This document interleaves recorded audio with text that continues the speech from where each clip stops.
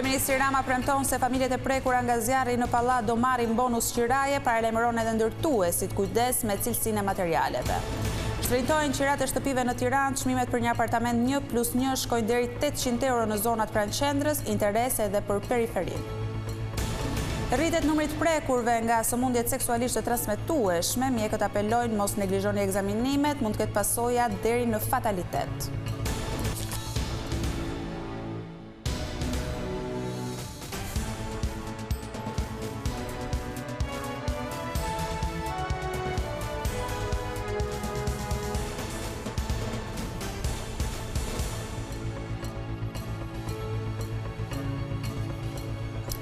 Përshëndetje të nderuar teleshikues, ky është edicioni informativ I lajmeve këtu në televizionin kombëtar Vision Plus. Kryeministri Edi Rama siguroi se të gjitha familjet e prekura nga zjarri në pallatin pranë farmacisë 10 në Tiranë do të kompensohen për dëmet. Ai paralajmëroi gjithashtu kompanitë që të bëjnë kujdes me cilësinë e materialeve që përdorin në ndërtime. Banorët e prekur nga djegja e pallatit në zonën e farmacisë 10 do të kenë mbështetje financiare. Në podcastin e tij flasim, kryeministri Edi Rama u shpreh se përpos rindërtimit nga kompania, bashkia do të mundësojë banorëve bonus qiraje, por jo vetëm. Por deri në momentin kur ata banorë do të kthehen në shtëpi, të mund të kenë një bonus qiraje dhe patjetër edhe një mbështetje nga bashkia për të lehtësuar barën e krijuar nga dëmet e pariparueshme që kanë ndodhur në banesat e tyre. Kreu I qeverisë shpjegoi se zjarri u shkaktua nga njeriu, edhe pse sipas tij kompanitë e ndërtimit duhet të jenë vigjilentë sa I përket materialeve që përdorin. E vërteta është që kjo ishte një fatkeqësi e shkaktuar nga një shkëndi, nga një nisje zjarri, po doni, që nuk ka lidhje në vetvete me ndërtimin. Por nga ana tjetër, kjo është një arsye për të parë dhe për të kuptuar ashtu siç duhet edhe çka lidhet me cilësinë edhe me materialet e ndërtimit, edhe pse nga verifikimi I parë që është bërë, ndërtimi kishte të gjitha materialet të certifikuara.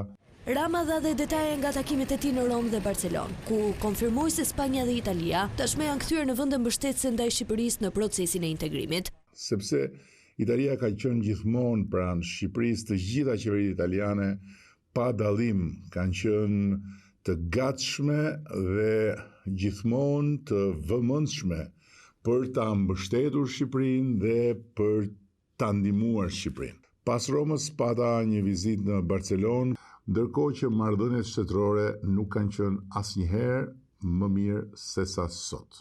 Kreu I qeverisë komentoi dhe samitin e 4 të diasporës, teksa theksoi se tashmë shqiptarët jashtë vendit kanë forcuar dhe më tej lidhjet mes vendit tonë dhe shteteve të tjera kudo në botë. Momentin themelues të shtetit tonë, Shqipëri. Anëtarësimi I Shqipërisë në Bashkimin Evropian është një objektiv I realizueshëm. I këtij mendimi është Arber Gashi, deputeti shqiptar në parlamentin suedez. Ai nënvizon rëndësinë që ka për integrimin, bashkëpunimin mes mazhorancës dhe opozitës.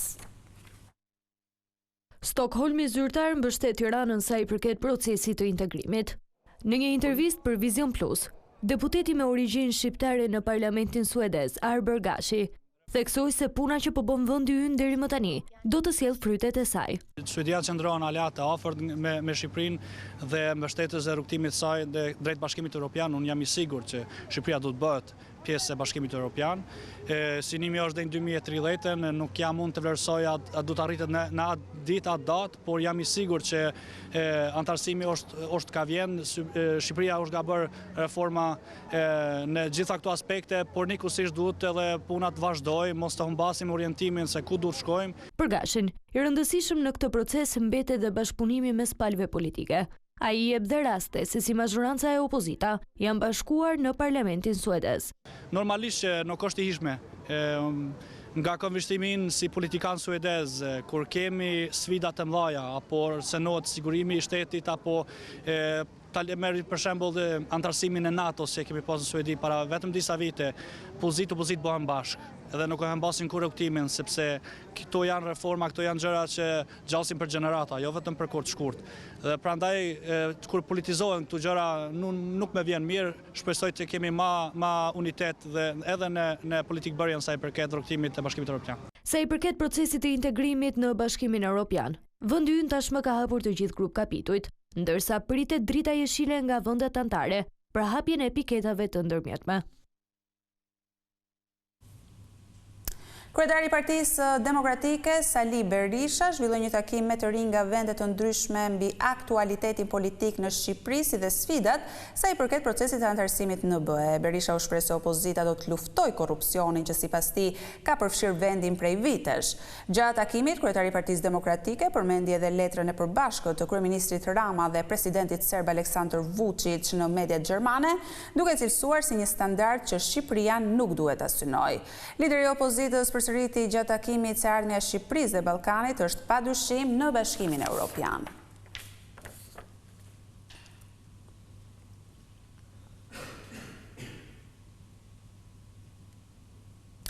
Është zbardhur për herë të parë regjistrimi i seancës gjyqësore Velia i Datu në gjykatën administrative. Kryetari i Bashkisë së Tiranës e ka paditur prokurorin që e ka hetuar, Olz Dadon, pasi pretendon se ky i fundit është emëruar në mënyrë të palishme në vitin 2008. Velia e gjatë gjyqit u shpreh se ai mund të jetë i vetmi njeri në Shqipëri që është kallëzuar nga një person që nuk ekziston, duke ngritur dyshime se jemi përpara një kurthi dhe një intrige, duke sjellë në vëmendje dekretin e presidentit të kohës Bamir Topi. Velia i përmes mbrojtësve kërkon nga administrativja pavlefshmëri absolute të çështjes së tij, çka do të shkaktonte rrëzimin e dosjes në tërësi. Përfaqësuese ligjore e presidencës gjatë seancës tha se roli i kreut të shtetit është vetëm të dekretojë, ndërsa sa i takon prokurorit të përgjithshëm të tregojë mënyrën se si Olz Dado ka hyrë në sistemin e drejtësisë.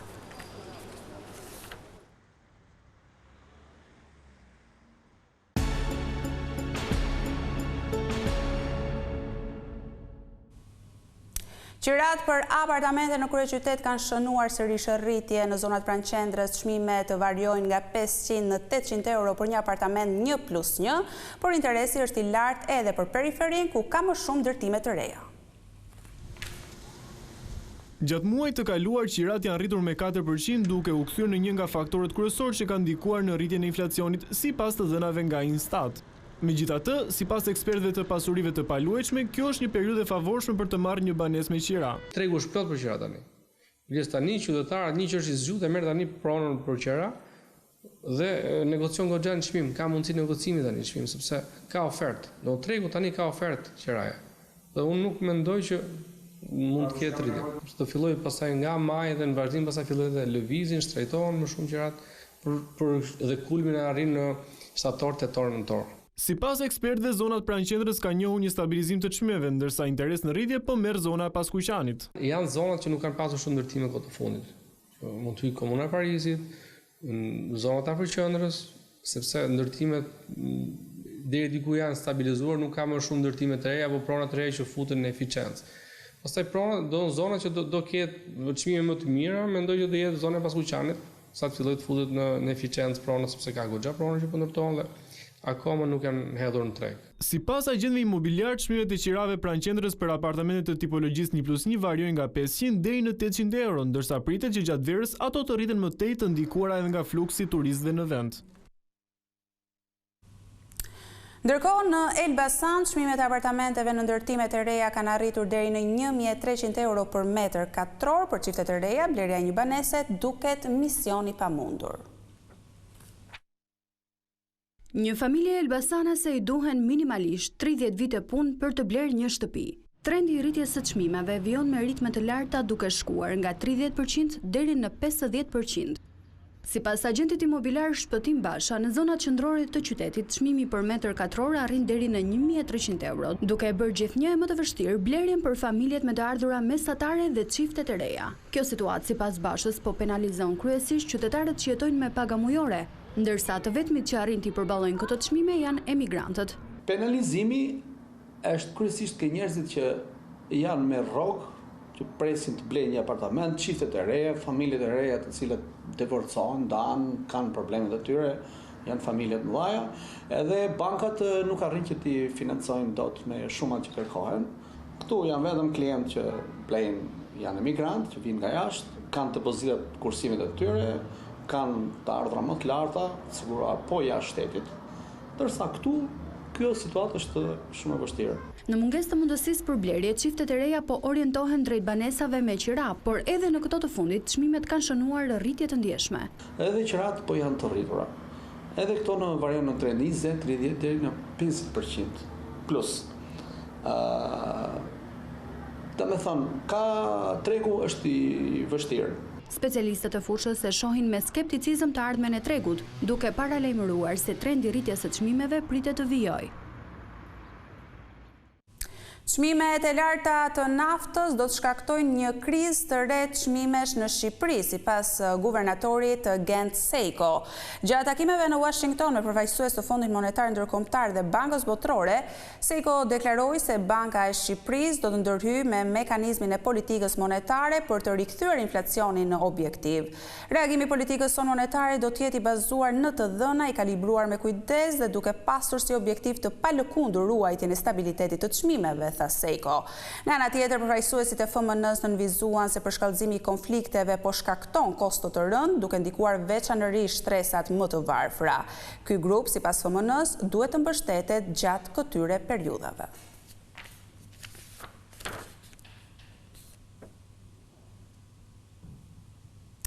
Mjekët shprehin shqetësimin për shtimin e sëmundjeve që transmetohen nëpërmjet marrëdhënieve seksuale. Bluzat e bardha apelojnë veçanërisht ndaj të rinjve që të mos neglizhojnë ekzaminimet.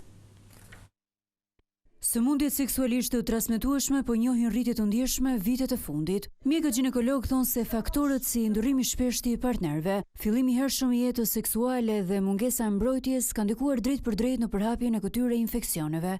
Ndryrimi i partnerëve, liria seksuale, fillimi në moshë të re i jetës seksuale ka ndikuar shumë në rritjen e këtyre sëmundjeve IST-ve, infeksione seksualisht transmetueshme. Por ato që janë më shqetësuese sot janë infeksionet virale, infeksionet seksualisht të transmetueshme nga virusi, siç është HIV-i, papilomavirusi, i cili është shkak kryesor i kondilomave sot. E përhapur janë hepatite C, B, që mbenen me anë të kontakt seksual, të përhapur shumë dhe infeksione bakteriale, ku mund të hynë sifilizi, gonoreja, të cilat janë përhapur shumë vitet e fundit.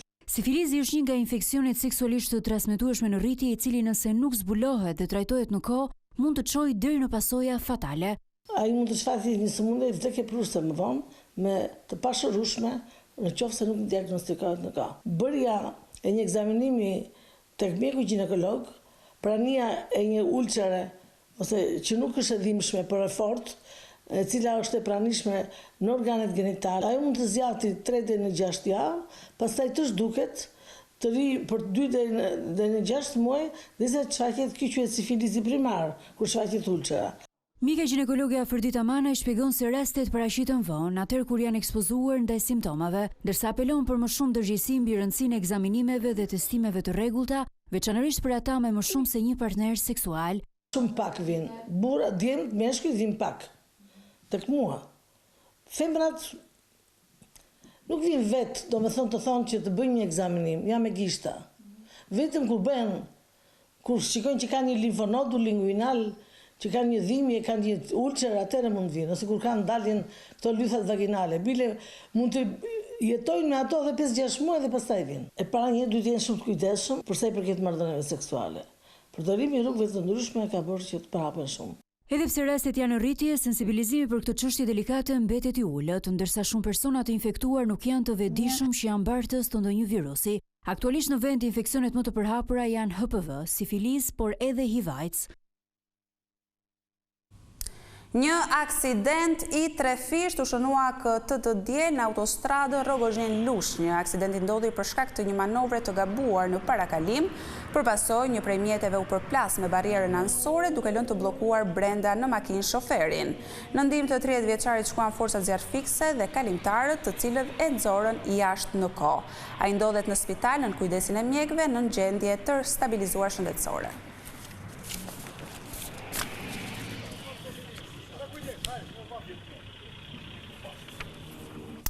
Dhjetra fëmijë nga vende të ndryshme janë integruar në shkollat shqiptare pasi janë vendosur për të jetuar me familjet e tyre në vendin tonë. Ata tregojnë se si kanë nisur të mësojnë gjuhën shqipe, ndërsa janë mikpritur nga bashkëmoshatarët. Izeti është një nga nxënësit e huaj që ndjek mësimin në shkollën nëntëvjeçare Vaçezela në kryeqytet, i ardhur nga Turqia, tregon se Shqipëria i ka ofruar një ambient shumë miqësor. Kishe fillu në klasë të tretë, edhe atje shokët e mi ishin shumë të mirë, deshin ta ndihmoj mua, por prap se prap, unë nuk dija Shqipen, fillova nga e para në klasë të parë. E pëlqej më shumë njerëzit e Shqipërisë sa të Turqia, dhe këtu mos të kuptojnë që Turqia është shumë keq, edhe Turqinë e kam në zemër. Izeti pëlqen shumë gatimet shqiptare, megjithatë ka diçka që i mungon më shumë nga Turqia. Këtu brek është më i mirë se Turqia, sepse ka lloj-lloj brekësh të tjera, më merr shumë malli, qoftë te nënës time, gjyshjes time, më merr shumë malli. Edhe mamaja e tij pohon se jeta në Shqipëri ka dhënë më shumë qetësi familjes së saj. Prej 4 vitesh jemi këtu, edhe Turqinë e dua shumë, por që kur kam ardhur këtu jam më i qetë, më i lumtur. Më parë kemi jetuar në Durrës, edhe atë qytet e kam dashur shumë, por Tirana më duket më e gjallë, më e këndshme. Në të njëjtën shkollë, edhe Ahmedi me origjinë nga Siria ndihet plotësisht i integruar. Trima luftëtar, ju binde Skënderbeu. Kërkon një shqiptar lirinë e Mëmëdheut. I lindur dhe rritur në Shqipëri, e konsideron vendin si shtëpinë e tij. Dhe Shqipëria është shumë e bukur edhe njerëzit janë të mirë. Më pëlqen se është një gjuhë e bukur dhe Shqipëria është një vend shumë e bukur. Pasi është nëna që tregon historinë e sakrificës dhe zgjedhjeve të familjes së tyre për një jetë më të mirë. Burri im punon këtu nga 28 vjet. Vendi e bukur, qetë, natyral është shumë e bukur. Afër nga natyral Siri. Në çdo familja në Siri ka njeriu ose familja, komplekt familja vdekur në Siri. Në fund është Mirai, një nxënëse e ardhur nga Turqia, e cila po përshtatet me gjuhën dhe jetën në Shqipëri. Shqipëria më duket një vend shumë e bukur, është një vend shumë e bukur, edhe njerëzit janë shumë të ëmbël. Sa shkronja janë njëjtë me ato të turqishten, po vetëm që lexohen ndryshme dhe ndonjëherë e gaboj. Deri në fund të vitit 2025, sipas regjistrit elektronik për të huajt, numri të huajve me leje qëndrimi në Shqipëri arriti në 27.514 banor, nga këta të ardhur nga Turqia ishin 1.862 persona.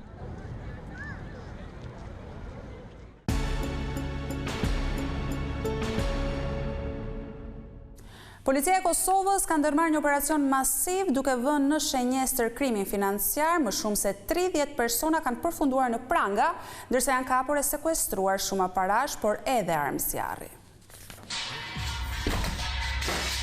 Një aksion i gjerë policor kundër krimit financiar është zhvilluar në disa rajone të Kosovës.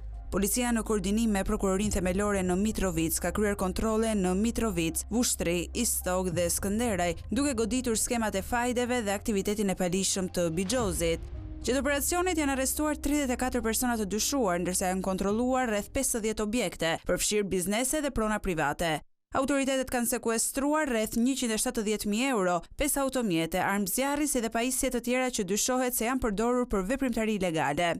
Policia dhe prokuroria vlerësojnë se ky operacion përbën një goditje të rëndësishme ndaj krimit të organizuar dhe aktiviteteve të palishme që dëmtojnë rendin dhe sigurinë publike. Autoritetet bëjnë thirrje për bashkëpunim nga qytetarët në raportimin e rasteve të dyshimta. Ndërkohë, vetëm 3 ditë më parë, një tjetër operacion u zhvillua në veri, ku u gjet një sasi e madhe armatimi, municione, radio dhe uniforma ushtarake.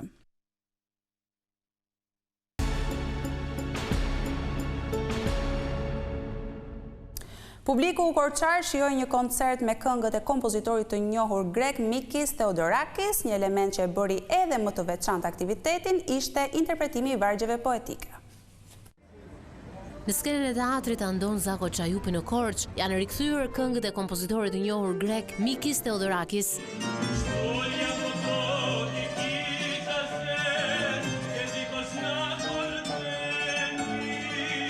Koncerti mban emrin Zorba the Greek, një nga kolonat zanore më të famshme për muzikën dhe kinematografin greke.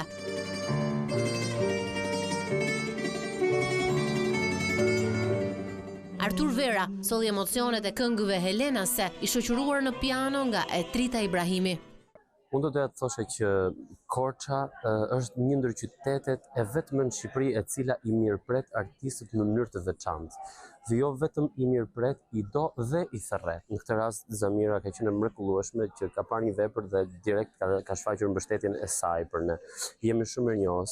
Të një koncert i mrekullueshëm, ne kemi zgjedhur repertorin e Mikit sepse përveç se e duam shumë, por edhe sepse është kompozitori ndoshta më i rëndësishmi që ka Greqia. Dhe duke menduar që muzika bashkon popujt, ne menduam që të sillnim pikërisht muzikën e kompozitorit më të rëndësishëm të këtij vendi fqin. Mbrëmja u gjallërua me praninë e instrumentistit Panayotis Limpanovos. Εδώ εμείς, εσείς στην Αλβανία, στην Κοριτσά. Unë ndjeva mirë në Korçë, duket që ju na doni dhe ne ju duam. Këtu pothuajse të gjithë kuptojnë dhe flasin greqisht. Kam ardhur edhe më parë në këtë qytet që i mirëpret artistët. Muzika i bashkon popujt dhe këtë e dëshmoni ju më mirë se kushdo. Një element i veçantë i këtij koncerti ishin edhe vargjet poetike që sillnin jetën bregdetare të vendit fqin, të recituara nga aktori korçar Giuliano Brisku. Për poezinë mund të them që ka një të përbashkët me ndjesinë shqiptare. E veçanta për mua është që këta këndojnë edhe unë recitoj, por ka një të veçantë sepse ata më marrin vesh se unë recitoj shqip ndërsa Arturi këndon në gjuhën greke. Në fund, koncerti Zorba nuk ishte vetëm një rikthim i muzikës së pavdekshme të Mikis Theodorakis, por edhe një dëshmi e gjallë se arti ka përcen çdo kufi.